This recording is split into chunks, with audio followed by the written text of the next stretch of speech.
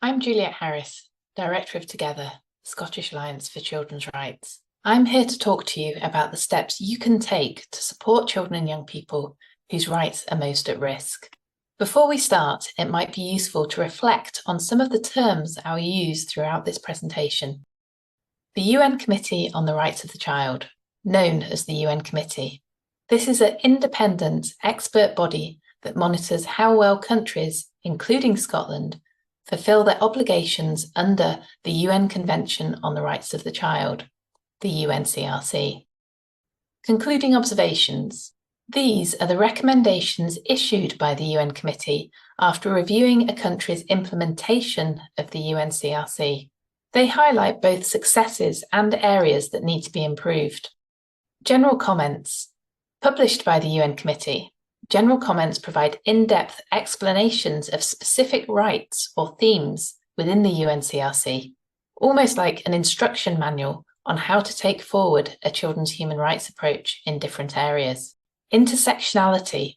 This concept helps us understand how overlapping identities, such as race, gender, sexuality, and disability, can influence experiences of discrimination and marginalisation.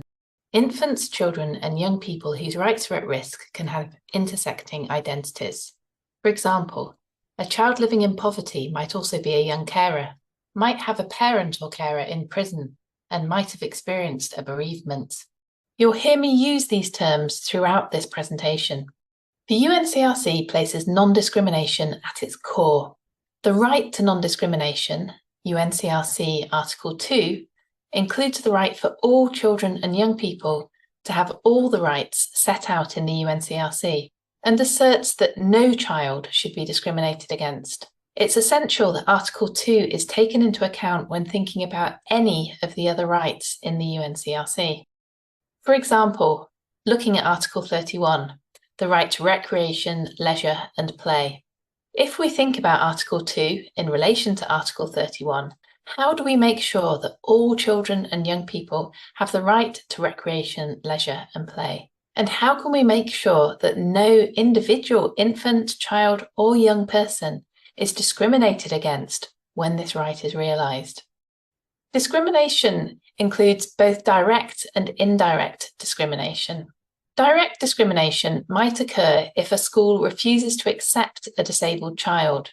Indirect discrimination might include situations like school trips being conditional on good attendance records, potentially discriminating against disabled children or young carers. Both direct and indirect discrimination are explicitly prohibited by both the UNCRC and the Equality Act of 2010. The Equality Act includes specific protected characteristics, which are age, disability, gender reassignment, marriage and civil partnership, pregnancy and maternity, race, religion or belief, sex, and sexual orientation.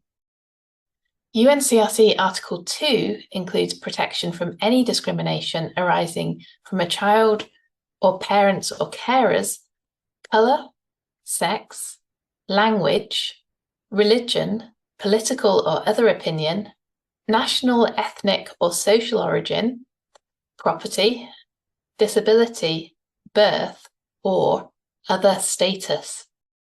Other status could include living in poverty, being a young carer, or any other circumstance that puts a child's rights at risk. We also need to consider formal and substantive equality and equity. Formal equality involves adopting laws, policies, and practices that treat everyone the same. Substantive equality is about the outcomes of these laws, policies, and practices. Achieving substantive equality means that these laws, policies, and practices have to recognise the additional support needed by children and young people whose rights are at risk, and must aim to achieve equity, where all children and young people have all their rights respected. Achieving equity is an essential part of taking forward a children's human rights approach. We know from experience that many groups of children whose rights are at risk don't experience equality in their rights.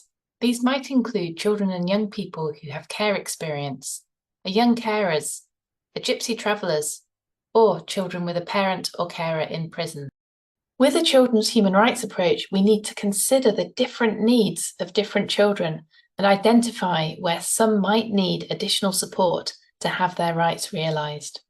The UN Committee's general comments include a lot of helpful information on how to take forward a children's human rights approach for children whose rights are at risk, including disabled children, Indigenous children, women and girls, adolescents, and children in the justice system. To support infants, children, and young people whose rights are at risk, it is essential that they're involved and their views are taken into account at every stage. Children recognise that some of their peers are at increased risk of rights breaches. They have told us, everyone's different and everyone needs different things. So no one can really say, well, that'll help, because some people might not be able to do that. So it'd be neat to kind of ask people what they need. Children have also emphasised that it's important to start from an understanding of equity, not just equality, and to recognise how intersectionality influences their ability to access certain rights. They tell us that they are the experts at being children. They can tell us what they know about rights being at risk. They can help us create solutions that help meet their needs and prevent breaches of their rights. As well as taking children's views into account, another important aspect of protecting children whose rights are at risk is through data collection and monitoring. Unless we know which groups of children and young people are most likely to be disproportionately or negatively affected by a decision, we can't effectively address their needs. A children's human rights approach means identifying those children and young people whose rights are at risk and working with them and their families to understand the impact of decisions on them. This should never just be a one-off. We need to continually check that our actions have protected and respected their rights, and adapt our approaches as necessary. We worked with children and young people to get recommendations from the UN Committee on what more needs to be done to embed a children's human rights approach in Scotland. Children and young people spoke directly to UN Committee members and significantly influenced the recommendations made, resulting in nearly 200 recommendations from the UN Committee to further children's rights. We call this Scotland's to-do list for children's rights. Some of these recommendations include establishing clear pathways for children to seek justice in cases of discrimination, encouraging the reporting of hate crimes, implementing targeted anti-bullying measures, addressing negative stereotypes of children, implementing targeted policies to combat racist and xenophobic activities and eliminating discrimination, and conducting media campaigns to change social norms and behaviours. In taking forward any of these recommendations, we need to think about which infants, children, and young people are most affected, whose rights are at risk, and what extra steps we need to take to ensure their rights are protected. We've worked with Together members to create some top tips on what we should all be doing to identify and address where children's rights are most at risk. These tips include shaping data collection by what needs to be known rather than what data is available, but do use what is available where it suits. Developing collaborative approaches to data collection, analysis, and monitoring, which include children.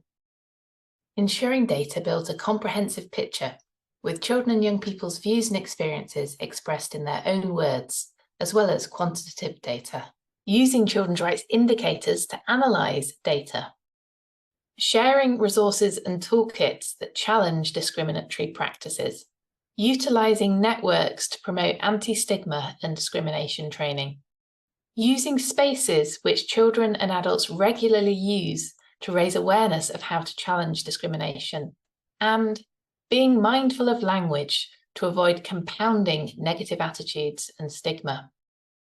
To end, it's worth spending some time reflecting on these top tips and actively considering how we can embed a children's human rights approach in our work with children and young people whose rights are at risk. I'll finish with some reflective questions that I encourage each of you to contemplate. Thank you. What extra steps are you taking to make sure children whose rights are at risk are involved in your work? What can you do to make sure there's an environment where children whose rights are at risk are able and confident to get involved? Is your organisation gathering data that shows the extent to which children whose rights are at risk are involved in your work? Do you need to amend or update any of your policies or procedures to make sure that all children and young people have an equal chance of having their rights protected, respected, and fulfilled? This resource was developed as part of the Children's Rights Skills and Knowledge Framework project funded by Scottish Government. Also available in this series: Child Rights Budgeting, Child Rights Impact Assessments. Visit the Together website for more information: www.togetherscotland.org.uk. Together, the Scottish Alliance for Children's Rights is a Scottish charitable incorporated organisation, SCIO. Charity number SCO 29403. Credit to UNICEF for simplified UNCRC article images.